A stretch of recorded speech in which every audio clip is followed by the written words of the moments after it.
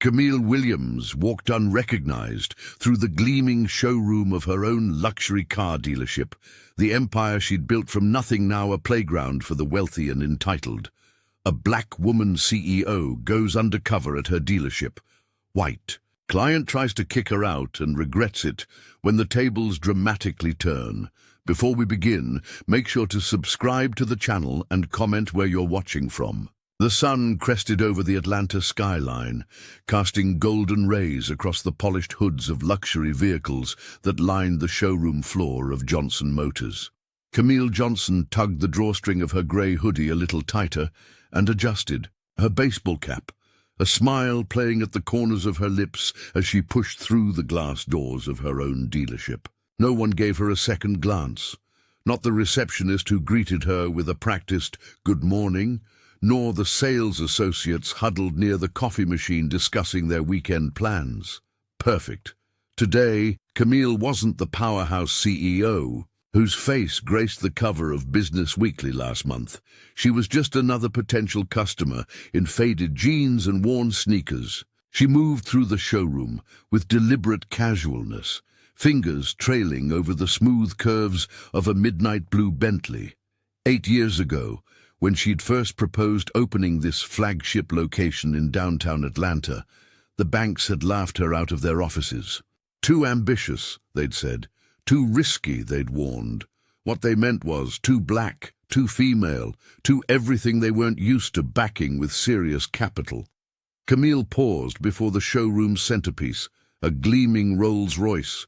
Phantom cordoned off by velvet ropes, its silver body catching the morning light like liquid mercury. Her reflection wavered in the flawless paint. A 39-year-old woman who had fought her way up from selling used cars in her father's tiny lot to owning the largest black-owned luxury auto group in the Southeast. The dealership hummed around. Phones ringing, the gentle murmur of sales pitches, the occasional burst of laughter. None of them recognized that the woman in the hoodie signing the checks for their commissions was standing right beside them. As she admired the rolls, memories flickered through her mind. The loan officer who suggested she find a nice husband to co-sign her business loan, the suppliers who insisted on speaking to whoever's really in charge, the competitors who spread rumors that she'd only succeeded through affirmative action programs. Camille's fingers tightened imperceptibly on the velvet rope. Today wasn't about dwelling on past battles. It was about ensuring that Johnson Motors truly delivered the experience she had always envisioned. William Cartwright strode through the glass doors of Prestige Motors like he owned the place, his 6'2" frame commanding attention in a custom navy suit that probably cost more than most people's monthly rent. 2 equally well-dressed men flanked him, their Rolex watches catching the showroom lights as they clinked champagne flutes.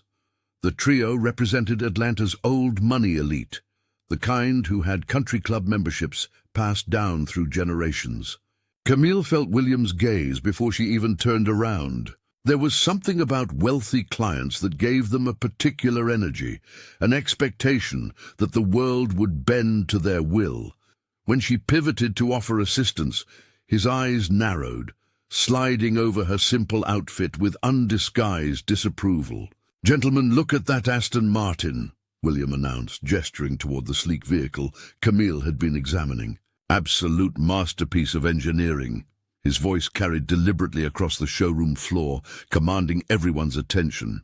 One of his companions nodded appreciatively.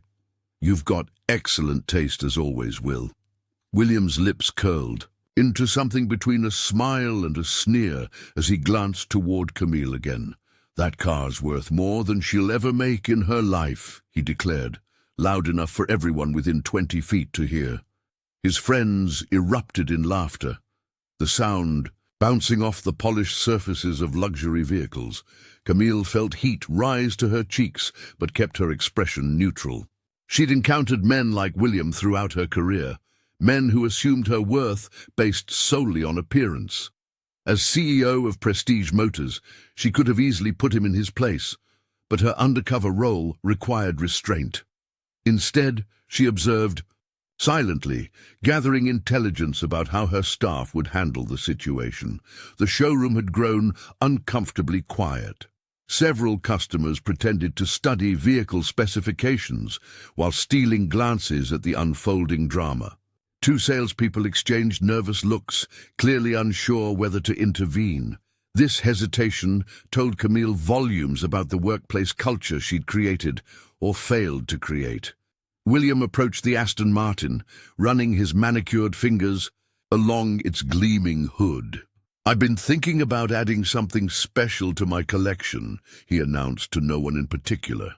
His eyes darted toward Camille again, this time with unmistakable irritation. "Excuse me," he said with exaggerated patience. "Don't you have somewhere else to be? The real customers need space." Camille stood her ground, maintaining perfect composure. The dealership suddenly felt like a chessboard, and she was calculating her next move carefully. William had no idea who he was really dealing with, or what consequences his behavior might soon bring. William's disdain hung in the air like a toxic cloud, spreading to the other staff members who watched the interaction unfold. Salespeople shifted uncomfortably from foot to foot, glancing between the luxury vehicles and the plainly dressed woman who seemed so out of place among them. Their expressions betrayed their inner conflict. Protocol demanded they welcome every potential client with warmth, but William's attitude had signaled that this particular visitor wasn't worth their time or attention. Camille quietly stepped away from the cordoned-off area containing the high-end models, her face betraying nothing of the thoughts swirling beneath her calm exterior. She made her way across the polished floor, past gleaming vehicles that cost more than most people's annual salaries, toward a modest desk in the corner of the showroom. There, a young salesperson named Tyler Cooper sat waiting, his eager expression a stark contrast to the dismissive looks from his colleagues. His desk was piled with paperwork for the Toyota Corolla she had inquired about, a practical mid-range vehicle that seemed to confirm everyone's assumptions about her budget and status. The visual disparity couldn't have been more striking. While suited men in expensive watches clustered around wealthy-looking clients, Camille stood alone in her simple outfit, her natural hair pulled back in a no-nonsense style, devoid of the flashy accessories that might have signaled wealth. Tyler, to his credit, stood as she approached, offering a genuine smile that hadn't been dimmed by William's example. He pulled out a chair for her and began explaining the financing options for the Corolla with the same enthusiasm he might have shown a luxury car buyer. But the tension in the showroom remained, a powder keg of assumptions and prejudice waiting for a spark. What no one realized as they watched this ordinary-seeming woman take her seat was that the coming confrontation would shake the very foundations of the dealership and leave an impression that would linger long after the gleaming cars had been sold and replaced with newer models. Before we begin, make sure to subscribe to the channel and comment where you're watching from. William's eyes narrowed as he watched Camille move confidently between the luxury vehicles. There was something about her that irked him. The way she carried herself, examining the cars with a discerning eye. In his 23 years working with high-end clientele, he'd developed what he considered an infallible instinct about who belonged and who didn't. And this woman, in her simple clothes and natural hair, definitely didn't belong near the crown jewels of the showroom. "Can you believe this?" he muttered to Derek, another sales associate. "She's practically pressing her nose against the windows of the Phantom. Someone should tell her this isn't a museum." Derek shrugged uncomfortably. "She seems to know her stuff, though. I heard her discussing engine specs with Taylor." William scoffed. "Anyone can memorize numbers from the internet. Trust me, she's not buying anything." He straightened his designer tie, feeling a responsibility to restore order to his domain. The quarterly sales competition was ending soon, and he couldn't afford to waste time on non-buyers while serious customers might walk in.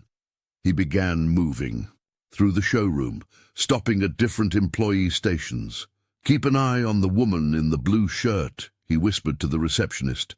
"Make sure she doesn't touch anything unnecessarily." To the finance manager, "If she asks for a test drive, tell her we require a credit check first." To the detailer, "Those fingerprints on the Bentley. Make sure she sees you cleaning them." The whispers spread like wildfire across the dealership. A flaw. Staff members who had been friendly with Camille minutes before now regarded her with suspicion. Some avoided eye contact altogether, while others hovered nearby as if expecting her to pocket something valuable. William smiled with satisfaction as he watched his influence take effect. The woman would soon feel unwelcome enough to leave on her own, no confrontation necessary.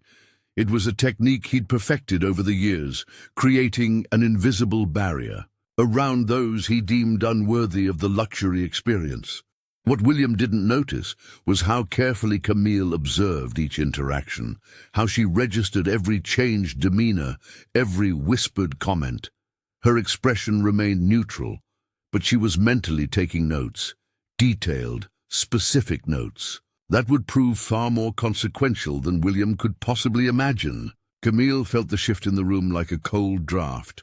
The sales floor, which had buzzed with activity moments before, now hummed with something else entirely. Sidelong glances from staff who'd never seen her face, despite working under her leadership for years. Whispers behind cupped hands. The subtle tightening of hospitality that turned professional smiles into strained grimaces. She'd experienced this particular atmospheric change too many times in her life to misread it. "So these are our mid-range. In models," Tyler explained, his voice pitched slightly higher than before. His eyes darted between Camille and William, who stood several yards away, arms crossed and expression thunderous. "They come with a 5-year warranty and 0% financing for qualified buyers." Camille nodded, running her fingers along the gleaming hood of a silver sedan. "And what qualifies as a qualified buyer?" she asked, already knowing the answer, but curious how Tyler would phrase it. "Well, good credit history, stable employment." Tyler swallowed hard, clearly uncomfortable. From the corner of her eye, Camille spotted William approaching one of the security guards stationed near the luxury vehicles. The older man's posture was deliberately casual, but his intent was clear as day. He leaned in close to the guard, a stocky man with a buzz cut, and began speaking in hushed tones. Though she couldn't hear the words, Camille recognized the performance. The concerned citizen alerting authorities to a potential threat. The guard glanced over at Camille, uncertainty written across his features. He shifted his weight from one foot to another, clearly weighing William's words against what he was actually seeing. A well-dressed woman, calmly discussing cars with a salesperson. "Is everything okay?" Camille asked Tyler, whose attention had also drifted to the exchange. "Yes, of course," Tyler said quickly, too quickly. "Now, about the interior options." The tension in the showroom was a tangible thing now, stretching taut like a wire about to snap. Other customers had begun to notice, their own shopping experiences interrupted by the unfolding drama. Some watched with open curiosity, others with discomfort, a few with something that looked distressingly like agreement with William's assessment. Camille straightened her posture, her dignity unbroken despite the humiliation burning in her chest. She'd come here to observe, to understand, and that's exactly what she was doing, though not in the way she'd anticipated. Tyler noticed the growing discomfort in the showroom, but maintained his professional demeanor. Leaning slightly toward Camille, he lowered his voice. "I just got confirmation that your financing has been approved, Ms. Johnson. Everything is in order for you to take the Lexus home today." He slid the paperwork across the desk with a reassuring smile. "Thank you, Tyler," Camille replied evenly, refusing to let the mounting tension affect her composure. She signed where indicated, her handwriting steady despite the situation unfolding nearby. She could hear William's raised voice, but deliberately kept her focus on the documents before her. Years of navigating corporate America had taught her to remain dignified in the face of prejudice.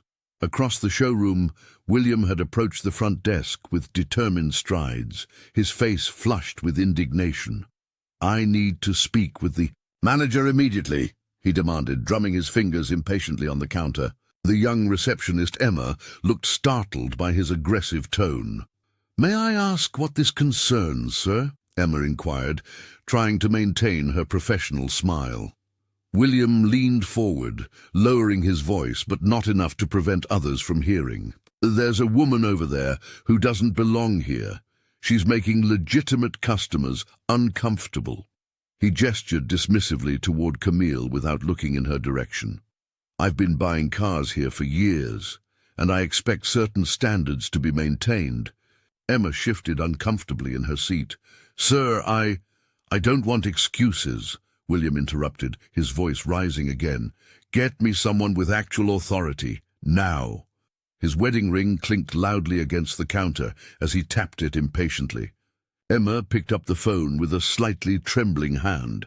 "I'll call the floor manager right away, sir."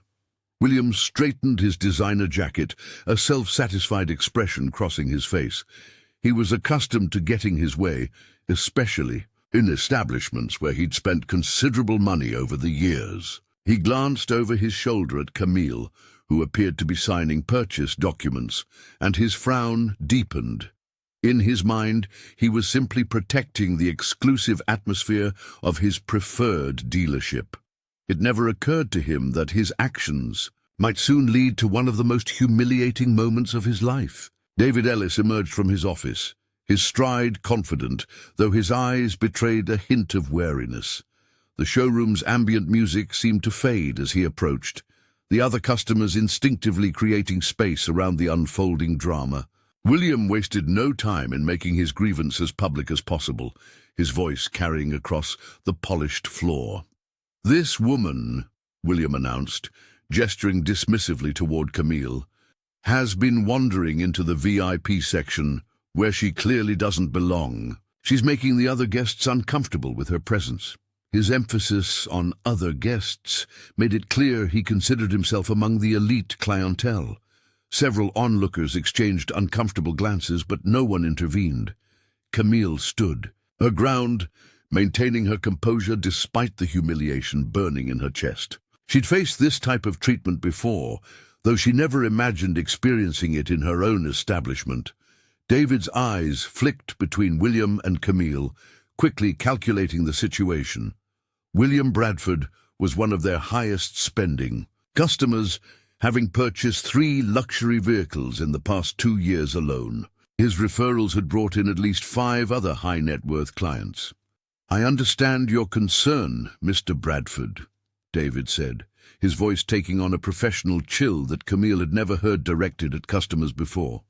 He turned to address her without making proper eye contact. "Ma'am, I'm going to have to ask you to return to the general customer section. The VIP area is reserved for our established clients." His words sliced through the air like ice, each syllable precise and cutting. The dismissal was delivered, with practiced efficiency, the kind reserved for unwanted solicitors or troublemakers. Camille noticed how he positioned his body slightly toward William, a subtle physical alignment with the complaining customer. "Our VIP clients expect a certain environment," David continued, his tone softening when addressing William while remaining firm with Camille. "We strive to maintain that standard of exclusivity." A few customers had stopped browsing altogether, now openly watching the confrontation. One woman whispered something to her husband, who shook his head disapprovingly, though it wasn't clear toward whom. The salespeople hovered at the periphery, uncertain how to proceed as their manager handled the situation. William stood with his arms crossed, a satisfied smirk playing at the corners of his mouth as he watched Camille being put in what he clearly believed was her place. Camille looked David straight in the eye and asked, "What rule have I broken?" Her calm, unwavering voice made the entire room pause. The question hung in the air like a spotlight on his prejudice. She stood, perfectly still, shoulders back, giving him the full opportunity to explain himself in front of the growing audience of customers and staff. David faltered, his confidence visibly cracking. He cleared his throat and adjusted his tie, unprepared for her poise and direct challenge. Well, it's about, guest comfort, and the atmosphere we try to maintain here, he muttered, his voice trailing off as the words sounded hollow even to his own ears. Guest comfort, Camille repeated thoughtfully, letting the phrase linger. I'd be interested to know which guests feel uncomfortable with my presence and why. Her tone wasn't confrontational, it was measured and professional, which somehow made it all the more powerful. By now, several other customers had stopped their conversations to watch. 2 salespeople exchanged uncomfortable glances. The receptionist had abandoned any pretense of working and was openly staring at the scene unfolding. Sir, Camille continued, I'm here to look at vehicles just like everyone else. Unless there's a specific dealership policy I violated, I believe I have the same right to be here as anyone else. Her dignity in the face of his rudeness was exposing the unfairness of the situation for everyone to see. David's face had turned a deep shade of red. He looked around, suddenly aware of the attention they were drawing. What had seemed like an easy target moments ago now felt like quicksand beneath his feet. He hadn't expected this woman to stand her ground so eloquently. Look, I didn't mean to, he started, but Camille raised her hand slightly. I understand. Perhaps we both misunderstood the situation, she offered, giving him a graceful exit that he didn't deserve. Now, if you don't mind, I'd like to continue looking at your inventory. The tension in the room was palpable. Several onlookers nodded in approval at Camille's handling of the situation. One older gentleman in the corner even gave her a subtle thumbs up. David, realizing he was losing whatever imaginary battle he thought he was fighting, took a step back. Fine, he said curtly. Just don't disturb the serious buyers. With that weak parting shot, he retreated toward the manager's office, unaware that he had just insulted the owner of the entire dealership. William's face turned an alarming shade of crimson as he realized his intimidation tactics weren't working. He had expected this woman to cower, to apologize, to scurry away like so many others before her. Instead, Camille stood her ground, calm and composed, which only fueled his frustration. Around them, the showroom had grown uncomfortably quiet. Sales associates pretended to be busy with paperwork, customers lingered awkwardly by display vehicles, and the receptionist kept her eyes glued to her computer screen. Everyone could sense the blatant injustice unfolding, but not a single person stepped forward to intervene. I've had enough of this nonsense, William declared, his voice rising to ensure everyone could hear. This woman was touching the Rolls-Royce without permission. I saw her fingerprints all over the driver's side door. He pointed an accusatory finger at Camille, who remained unfazed. I demand that security review the surveillance footage immediately. In fact, call the police. She could have damaged a $500,000 vehicle. Several gasps echoed through the showroom. A young couple who had been considering a sedan quickly gathered their belongings and headed for the exit, clearly uncomfortable with the scene. The sales manager, Trevor, emerged from his office, alerted by the commotion, his expression a mixture of concern and confusion. Sir, I'm sure there's been some misunderstanding. Trevor began cautiously, approaching the situation like someone might approach a ticking bomb. There's no misunderstanding, William interrupted. I know what I saw. Either you remove her from the premises and check the cameras, or I'm calling the police myself. He pulled out his phone dramatically, thumb hovering over the screen. Camille took a deep breath, maintaining her composure despite the public humiliation attempt.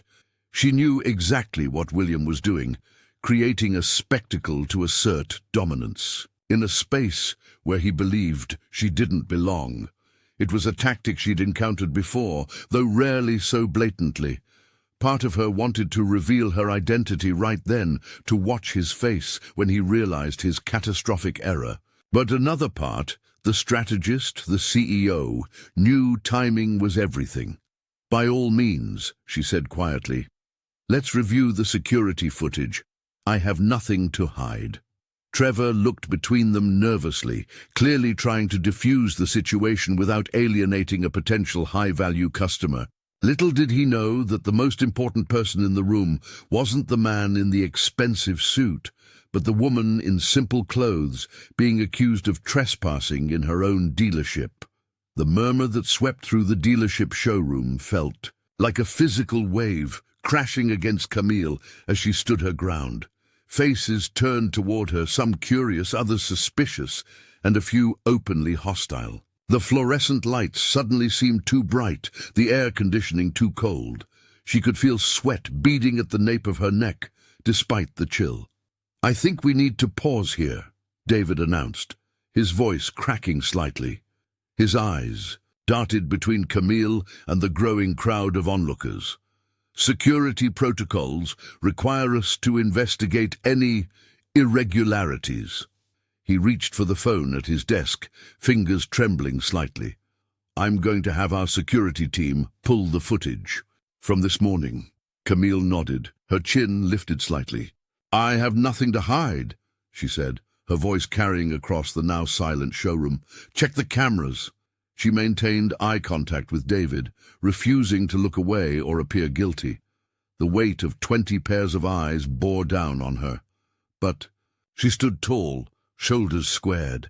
Even Richard seemed unsettled by her confidence. He had expected her to crumble, to flee, or to become defensive.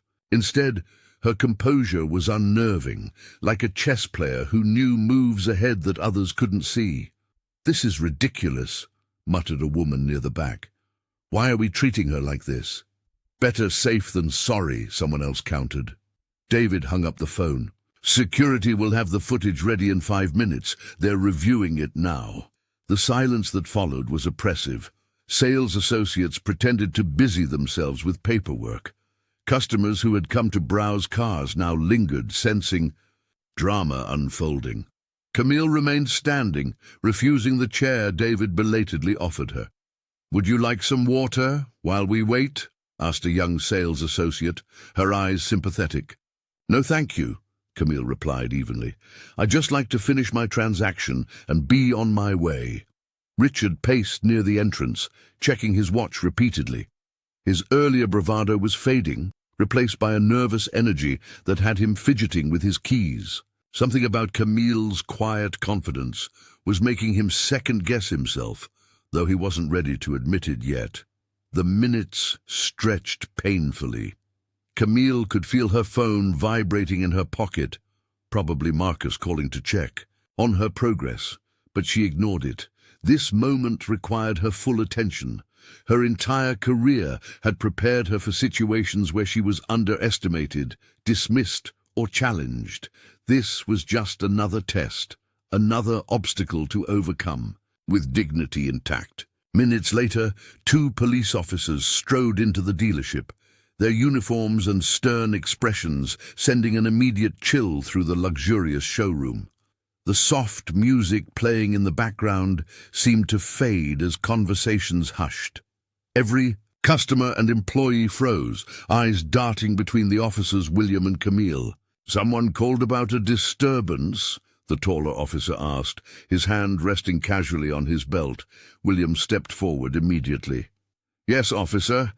This woman is harassing customers and refusing to leave the premises. I've asked her repeatedly to exit the building." Camille maintained her composure, though her heart hammered against her ribs.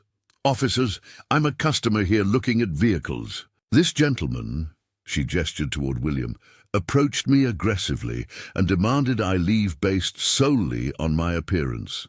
The second officer, a woman with sharp eyes, looked between them. "We'll need to get statements from both parties. And any witnesses." Tyler stepped forward nervously. "I can verify what happened. I'm a sales associate here, and this lady was just looking at cars when she started touching everything without permission," William interrupted, his voice booming across the showroom floor. "She doesn't belong here. Anyone can see that." The female officer raised her hand. "Sir, please let everyone speak without interruption." Around them, the gathered crowd of customers and employees shifted uncomfortably. Some whispered to each, Other, their expressions revealing their own biases. A few looked sympathetic toward Camille, while others eyed her with suspicion, as if William's accusations might have merit. "We have security cameras throughout the showroom," Tyler added, his voice stronger now. "The footage will show exactly what happened." The officers exchanged glances. "We'll need to review that footage before proceeding further," the male officer stated. William's confidence faltered slightly. "That's fine, but in the meantime I want her escorted out. This is a high-end establishment." "Sir," the female officer said firmly, "no one's being escorted anywhere until we determine what actually occurred." Camille stood tall despite the stares burning into her. She'd faced discrimination before, but never this blatantly, never with such a public audience. The weight of the moment pressed down on her shoulders, but she refused to bend. Whatever happened next would change things at Prestige Motors forever. She was certain of that. Before we begin, make sure to subscribe to the channel and comment where you're watching from. The officers flanked Camille on either side, their faces impassive as they guided her toward the exit. William, emboldened by what he perceived as victory, couldn't resist one final barb. "That's right, get this fraud out of here," he called out, his voice carrying across the showroom floor. "This is what happens when people like you try to pretend you belong in places you don't." Camille paused at the threshold, her shoulders squared, despite the humiliation burning through her. She turned, meeting William's smug expression with unwavering dignity. "The truth will come out soon enough," she said, her voice quiet, but carrying clearly through the now silent dealership. Something in her tone, the absolute certainty perhaps, made William's smile falter for just a moment. As the glass doors closed behind her, the showroom erupted in hushed conversations. Sales associates huddled in small groups, shooting worried glances toward the management offices. Marcus stood frozen by his desk, his face a mask of conflicting emotions. Concern for Camille, battling with fear for his own position. Tanya from accounting had her hand pressed against her mouth, eyes wide with shock. "Did that really just happen?" whispered Derek to no one in particular.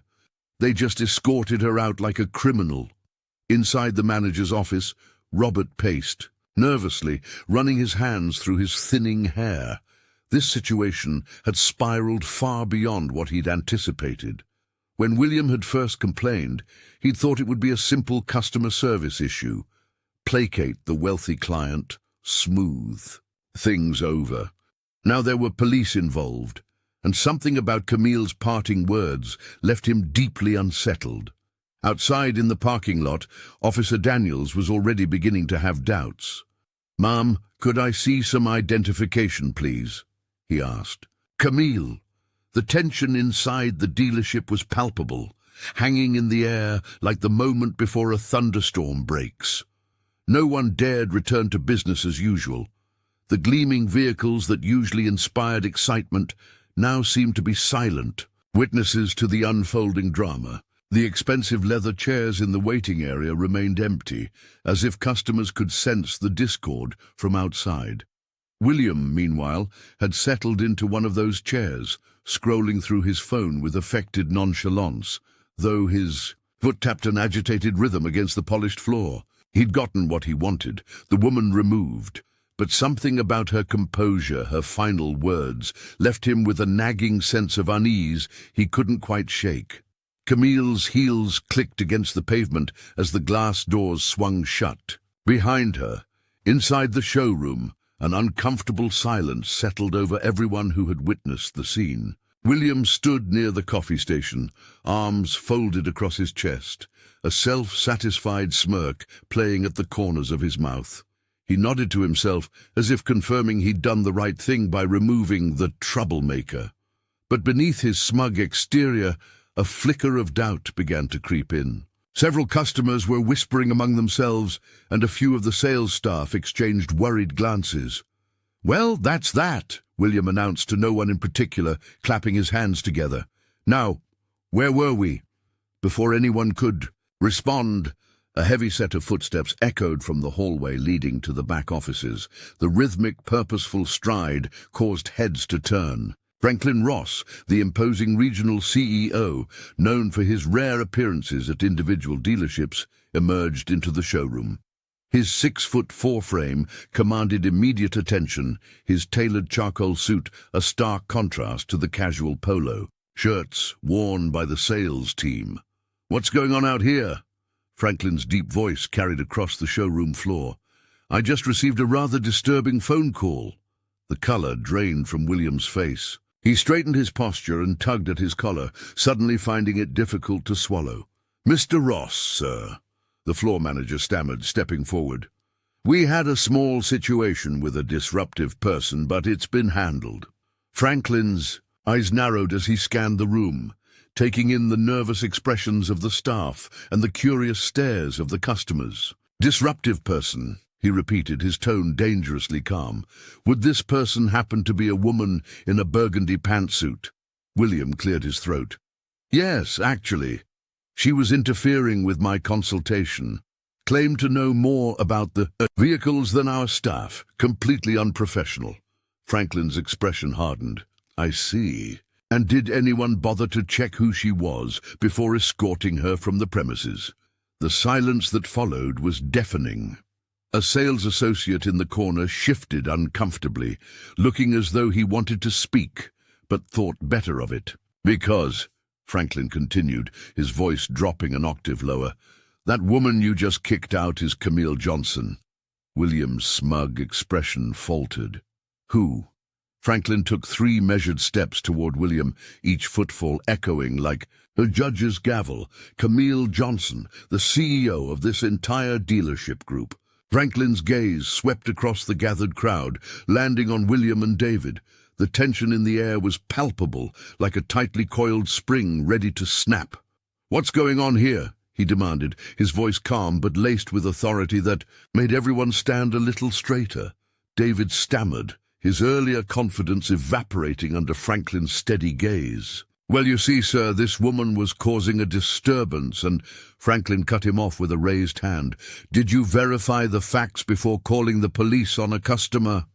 The silence that followed was crushing, hanging heavy in the showroom, as all eyes darted between the 3 men and Maya. "I was just following protocol," David muttered, his eyes now fixed on his shoes. "She didn't look like she belonged here, and William said what exactly?" Franklin's question sliced through the air like a blade. He turned to William, whose face had gone from red with anger to pale with apprehension. William cleared his throat. "I thought she was loitering. She wasn't dressed like our usual clientele, and she was asking too many questions about our operations." Maya watched the exchange, noting how Franklin's presence commanded respect. She'd hired him precisely for his integrity and leadership skills, qualities that were on full display now. "So neither of you thought to simply ask her what she needed?" Franklin shook his head, disappointment evident in his expression. "This is not how we treat people at Prestige Motors. Not any people, regardless of how they're dressed or what they look like." Officer Jenkins stepped forward. "Sir, we were called about a trespasser, but it seems there's been a misunderstanding."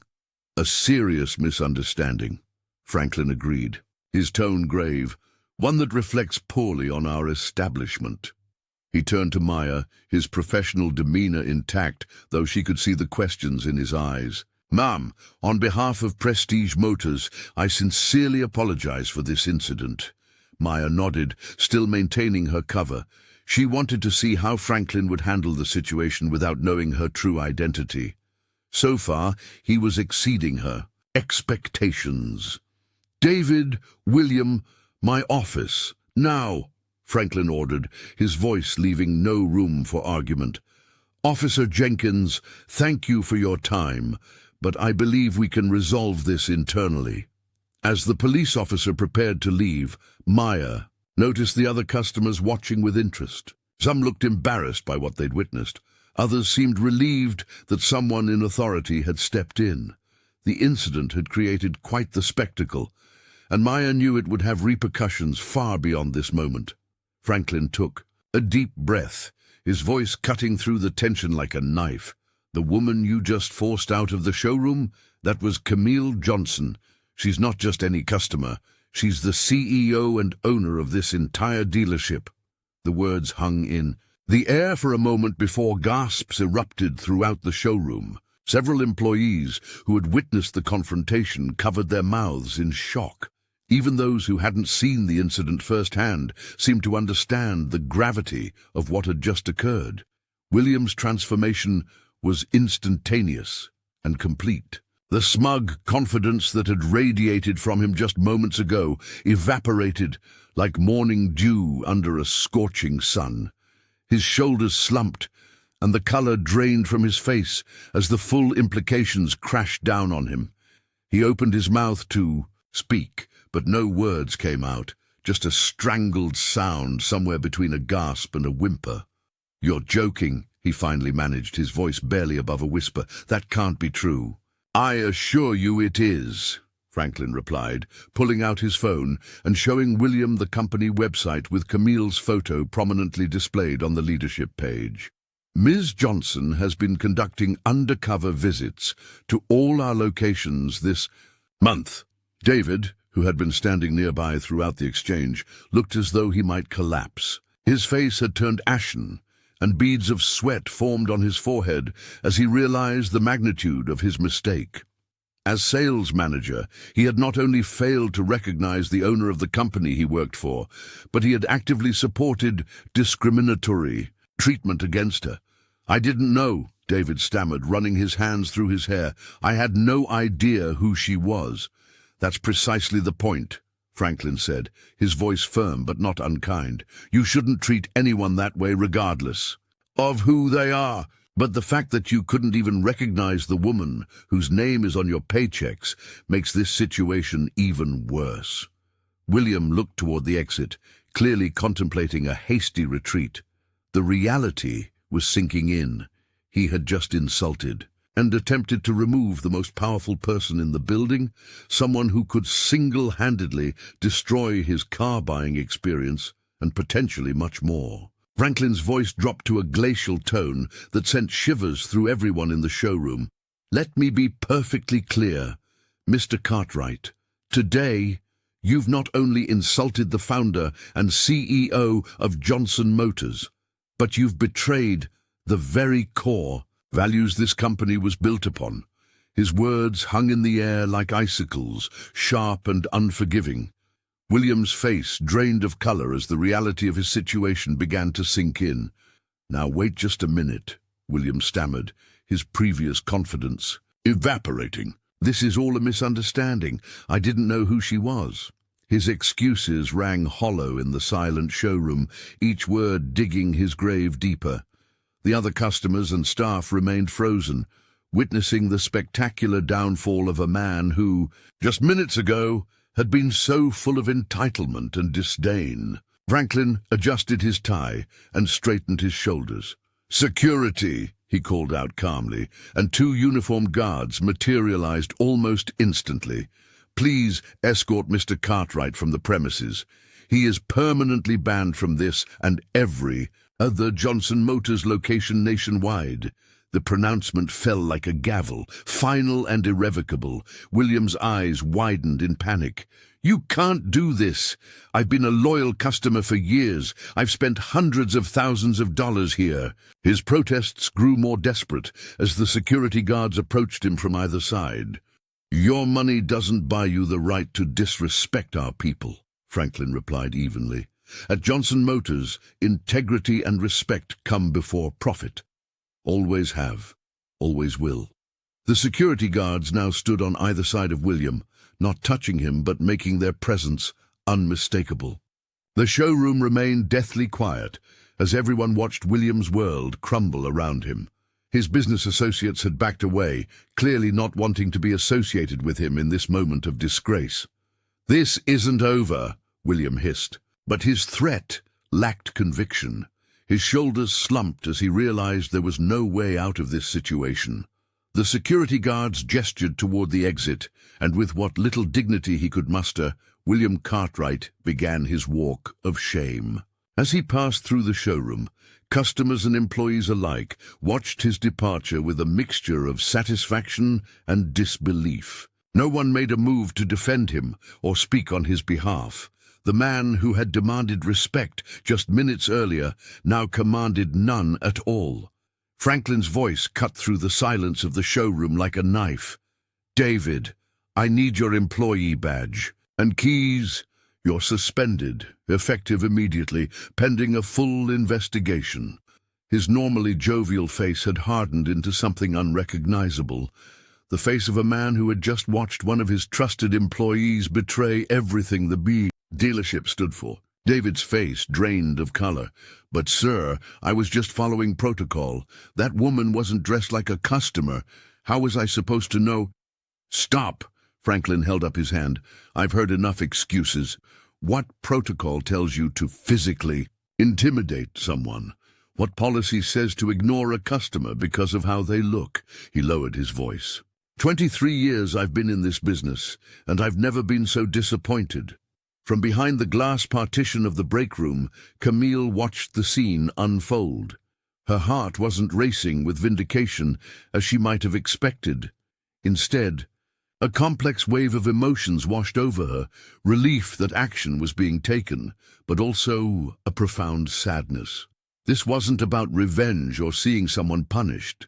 It was about witnessing the ugly reality of prejudice playing out in front of dozens of witnesses who could no longer deny its existence. She observed as David's colleagues averted their eyes, some clearly uncomfortable, others perhaps reflecting on their own behaviors. The showroom had become unnaturally quiet, the usual buzz of sales conversations replaced by the heavy weight of collective reckoning. As David surrendered his badge, his hands trembled slightly. For a brief moment, Camille felt a flicker of compassion, not for his actions, but for the long journey of unlearning he now faced. The man who had tried to humiliate her was being humbled in the most public way possible. Franklin turned to address the remaining staff. "Let this be absolutely clear to everyone. Excellence Auto Group serves all customers with dignity and respect. Period. Anyone who can't uphold that standard doesn't belong here." Camille took a deep breath. This moment wasn't just about one salesman or one incident. It represented something larger, a small crack in the foundation of everyday discrimination that people like her faced. The satisfaction she felt wasn't from David's downfall, but from knowing that for once the system had worked as it should. Camille re-entered the showroom with her shoulders back and chin lifted, commanding attention without saying a word. The hushed conversations around the dealership floor came to a standstill as staff and customers alike turned to watch her.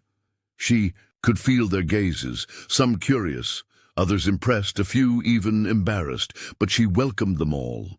This moment wasn't just about her vindication, it was about setting a standard.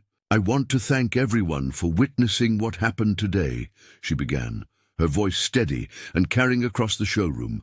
"But more importantly, I want us all to learn from it.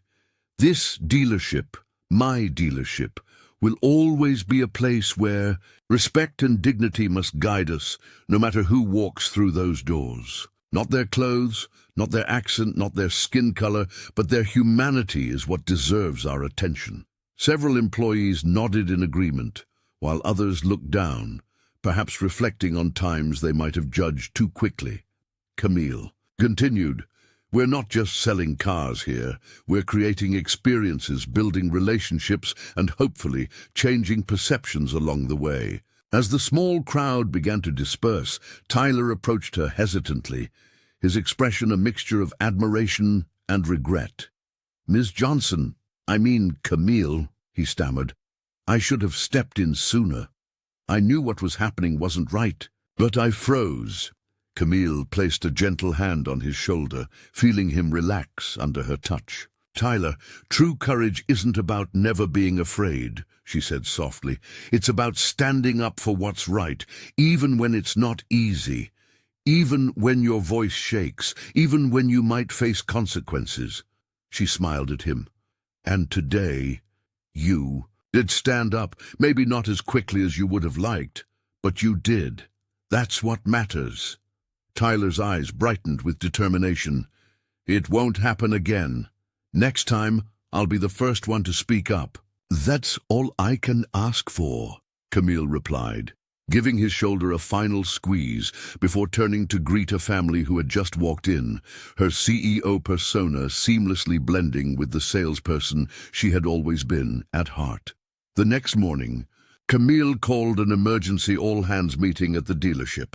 Every employee from every department stood nervously in the showroom as she took her place at the front, her posture straight and her gaze unwavering. "Yesterday was a wake-up call," she began, her voice carrying throughout the room. "Not just for Mr. Patterson, not just for this location, but for all of Johnson Motors." She paused, letting her words sink in. The silence in the room was heavy with anticipation and, for some, dread. Effective immediately, we're implementing comprehensive anti-discrimination training for every single employee, from sales associates to managers to mechanics. Camille's tone left no room for debate. "We're establishing a zero-tolerance policy for discriminatory behavior of any kind, whether toward customers or colleagues. Anyone who cannot treat others with dignity and respect has no place in this company." Several employees nodded in agreement, while others shifted uncomfortably. "I built this company from the ground up, believing in fairness and excellence," she continued, her voice softening slightly. "Those aren't just words for a mission statement. They're principles we live by every day at every branch." She outlined additional changes: anonymous reporting systems, customer feedback initiatives, and quarterly diversity audits. By the time she finished speaking, the mood had transformed. What began as tension had evolved into something like collective purpose. When she asked if anyone had questions, Marcus was the first to raise his hand. "I just want to say," he said, his voice slightly shaky, "thank you for showing us what real leadership looks like." The applause started slowly, then built until it filled the showroom. Within weeks, word of what happened at Johnson Motors spread throughout the industry. Automotive blogs covered the story, business schools used it as a case study, and customers began specifically requesting Johnson dealerships for their car-buying needs. Camille received invitations to speak at industry conferences, not as a token diversity speaker, but as an example of principled leadership in action. What resonated most wasn't that she was a successful black woman in a predominantly white male industry, though that was certainly noteworthy. What truly captured people's imagination was how she'd handled the situation, with dignity, fairness, and an unwavering commitment to her values. She hadn't sought revenge or public humiliation for Mr. Patterson. She'd sought justice and change. "True leadership," Camille told a reporter who asked about the incident, "isn't about the title on your door or the size of your office. It's about standing up for what's right, especially when it's difficult. It's about creating spaces where everyone is valued for their character, not judged by their appearance." Camille watched from her office window as the lot filled with customers, more than she'd seen in months. Johnson Motors' transformation hadn't happened overnight, but word had spread quickly throughout the community. The dealership that once harbored discrimination now stood as a model of integrity and respect. She smiled, remembering how her undercover experience had started as a simple quality check, but evolved into something far more meaningful. "Your 9 o'clock is here," her assistant announced, breaking her reverie. The visitor was the CEO of another local dealership chain, the third this month, seeking advice on implementing similar cultural changes. "Your story inspired us," he admitted during their meeting. "Our numbers were good, but after hearing what happened here, I realized we might have blind spots too." Camille shared her playbook openly. She never viewed other businesses as mere competition. They were potential allies in creating better workplaces for everyone. Within 6 months, 4 dealerships across the state had launched similar training programs and accountability measures. What touched her most were the letters. They arrived weekly now, from employees, customers, and even strangers who'd heard her story.